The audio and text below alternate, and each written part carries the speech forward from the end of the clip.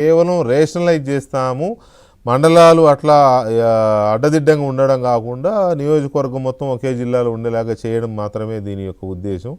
దానికి కూడా ఏదో రిటైర్డ్ జడ్జి గారితో చేపిస్తామని చెప్తా ఉన్నారు కదా.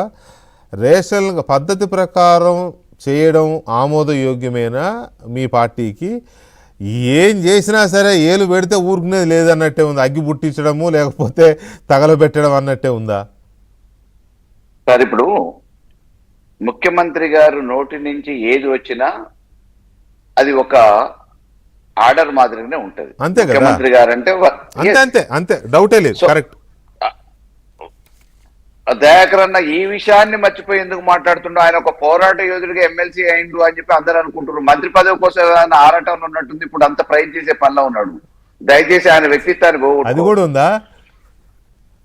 మరి ఆయన మాటలు అట్లా అవపడుతున్నాయి కాదు, దీనికోసమే అన్లక్కీ భాస్కర్ కాస్త లక్కీ భాస్కర్ అయ్యాడు. ఇప్పుడు అది కూడా పెట్టి మళ్ళీ లేనిపోయిన ఆశలు లెక్క పెట్ట మాకు నువ్వు. అయితే ఈ రోజు ఏమంటున్నాం, రేవంత్ రెడ్డి గారు ఒక ముఖ్యమంత్రి హోదాలో మాట్లాడుతున్నప్పుడు దాన్ని స్పష్టతనిచ్చి ఒక రూపకల్పన చేసినాక గైడ్ లైన్స్ ఇచ్చిన తర్వాత ఇట్లా చేయబోతున్నాం, దీని నియమ నిబంధనలు గైడ్ లైన్స్ ఇవి అని చెప్పి అధికారులతో ప్రకటిస్తారు. అది ఏదీ లేకుండా, ఒక స్పష్టత లేకుండా ఒక ముఖ్యమంత్రి హోదాలో ఒక మాట అన్నప్పుడు అది ఏ రకంగా అర్థం చేసుకుంటారు సామాన్యులు, ప్రజలు, రాజకీయ పార్టీలు అనే విషయాన్ని కూడా పరిగణలోకి తీసుకోవాల్సిన బాధ్యత వరకు ఉంది కదా. డెఫినెట్ గా అది విధాన నిర్ణయమే. నేను అందుకే తేనె తుట్టును కదిలిస్తున్నా అని అన్నది అందుకే.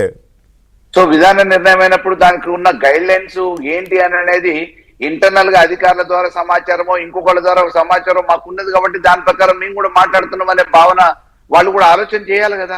అవును అవునవును. ఆయన కూడా అధికారులు అందరితో మాట్లాడిన తర్వాతనే ఒక అంచనాకు వచ్చి ఉండొచ్చు కదా. ఆ అధికారులు మీకు లీకులు ఇచ్చి ఉండొచ్చు కదా. కామన్ ఇవన్నీ. చర్చ జరుగుతుంది కదా, చర్చ జరుగుతుంది. డెఫినెట్ గా దాని ప్రకారం రేపు జరగబోయేది ఏంటో తెలుసుకొని కూడా ఈ రోజు దాన్ని ముందస్తు జాగ్రత్తగా కావాల్సిన పద్ధతిలో ప్రజలకు చేరవేస్తున్నాము. దాన్ని ఇంకో రకంగా ఎందుకు ఆలోచిస్తారు? రైట్.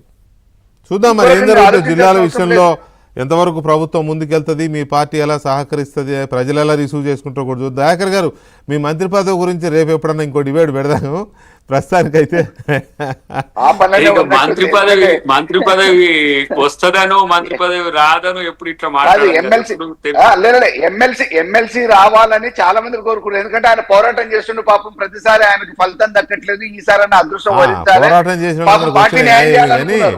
పోరాటం చేయకపోయినా అన్ని పదవులు వచ్చిన వాళ్ళు వచ్చింది.